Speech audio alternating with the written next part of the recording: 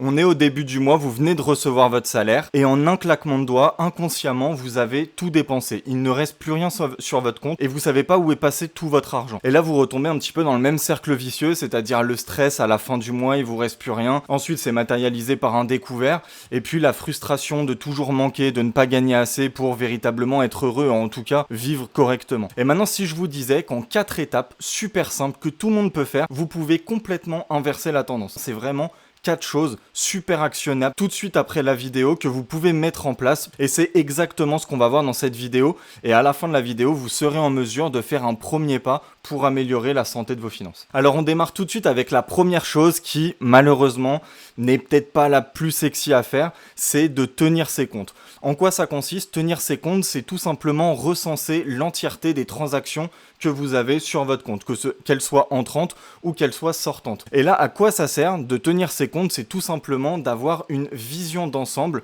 de la santé de nos finances, de savoir voilà combien je gagne et où est-ce que je dépense. Et ça, c'est très important. Et pour ça, on va utiliser un outil. Alors attention, il ne faut pas passer dans des outils super compliqués. En fait, le but du jeu, c'est qu'il soit simple pour que vous ayez envie d'y revenir. Parce que c'est un document qui est amené à être vivant. Donc, je vais vous présenter en tout cas le mien, celui que j'utilise moi personnellement, que vous allez pouvoir retrouver gratuitement dans la description. Il vous suffit juste de le télécharger et vous allez pouvoir le modifier, le personnaliser, etc., etc. Alors, vous voyez que c'est un outil quand même qui est relativement simple, qui est divisé en 3 grosses catégories. Donc, on va parler des revenus, qui est subdivisé en revenus fixes et revenus variables parce qu'on va pouvoir faire des choses sur l'un qu'on peut pas forcément faire sur l'autre.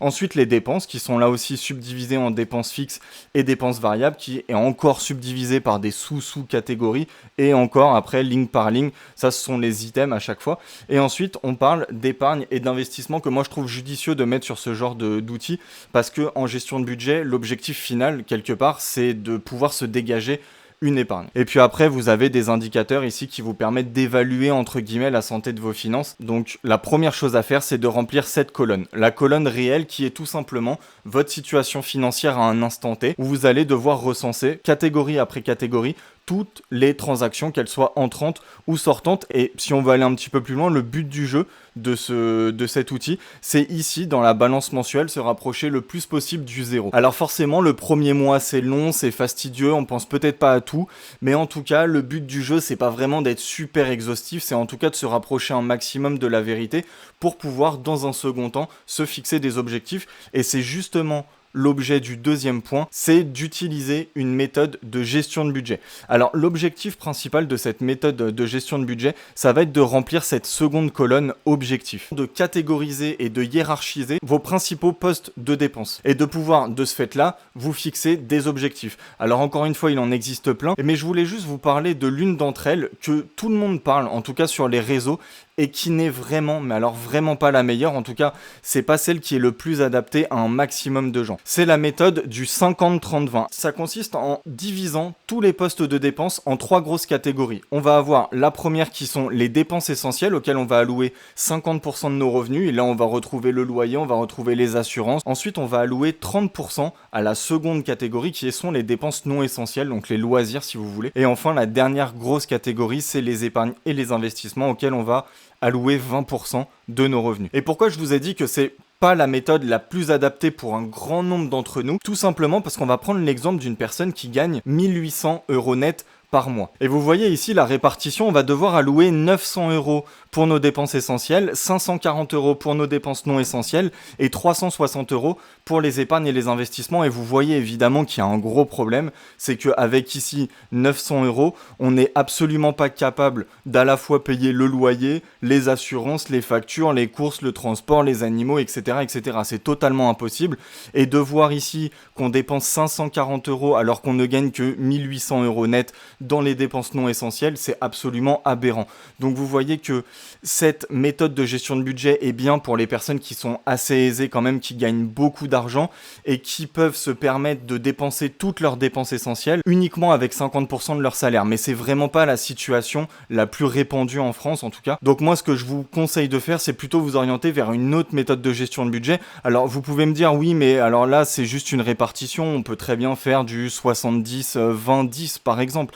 Mais si vous avez déjà besoin de modifier cette méthode, alors c'est que c'est pas la bonne. Parce qu'il en existe d'autres qui sont beaucoup plus personnalisables, beaucoup plus modulables si vous voulez, et qui seraient beaucoup plus adaptés à votre situation. Et d'ailleurs, j'en parle dans ma formation, pour ceux que ça intéresse, pour ceux qui ont vraiment envie d'aller plus loin et d'être accompagnés sur comment améliorer la santé de leurs finances, comment changer un petit peu le rapport qu'ils ont avec leurs finances. Je parle vraiment beaucoup plus en profondeur de chacun de ces points, et pour ceux que ça intéresse, c'est le premier lien en description. Maintenant, la troisième chose à faire, c'est qu'on va parler d'épargne, en tout cas d'épargne d'urgence ou d'épargne de précaution, ça porte le même nom.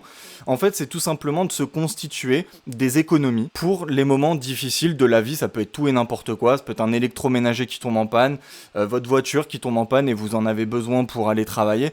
C'est vraiment une somme d'argent qui va vous permettre de pallier à des imprévus dans votre vie. Attention, ici, on ne parle pas d'une économie qui vous permettra de partir en vacances ou d'acheter un nouvel ordinateur ou le dernier téléphone. Non, non. C'est vraiment pour des choses, des coups durs en fait de la vie. Il existe une règle, évidemment théorique et dans le meilleur des mondes, qui consiste à dire que votre épargne d'urgence devrait représenter entre 3 et 6 mois de salaire net. Alors évidemment, c'est beaucoup plus facile à dire qu'à faire, parce qu'une personne qui gagne 2000 € net devrait, avec cette règle, avoir entre 6000 et 12 000 € de côté sur un livret A, un livret jeune, peu importe. Encore une fois, c'est vraiment très facile à dire, c'est beaucoup plus compliqué à faire. Le but du jeu ici, ça va plus être de parler de virement automatique. Parce qu'on sait comment ça se passe, généralement les gens quand ils reçoivent leur salaire, ils voient plus leur salaire comme une somme à dépenser plutôt que comme un potentiel investissement ou épargne, peu importe. Et généralement, les gens quand ils reçoivent leur salaire, ils payent tout ce qu'ils ont à payer d'important et d'obligatoire. Et ensuite, il leur reste une somme d'argent et ils se disent, voilà, cette somme d'argent, je vais pouvoir l'écouler jusqu'à zéro dans ce qui me fait plaisir parce qu'après tout, j'ai travaillé pour. Mais en faisant ça, on ne s'enrichit pas. Et surtout, on ne se protège pas contre les imprévus. Alors, ce qui est judicieux de faire, c'est de se faire un virement automatique. Quand on reçoit notre salaire, notre virement part automatiquement et effectivement, après les dépenses qui sont vraiment essentielles, la somme qui nous reste, on peut l'écouler jusqu'à arriver à zéro étant donné qu'on a déjà épargné. Chose qui n'est généralement pas le cas. Quand il nous reste 100 € à la fin du mois, on peut se dire, bon bah tiens, je vais faire un dernier petit resto plutôt que je vais épargner 100 €. C'est généralement ce qu'on fait, moi le premier. C'est pour ça que le virement automatique dès la réception de notre salaire est très importante. Et c'est d'ailleurs l'objectif de cet outil.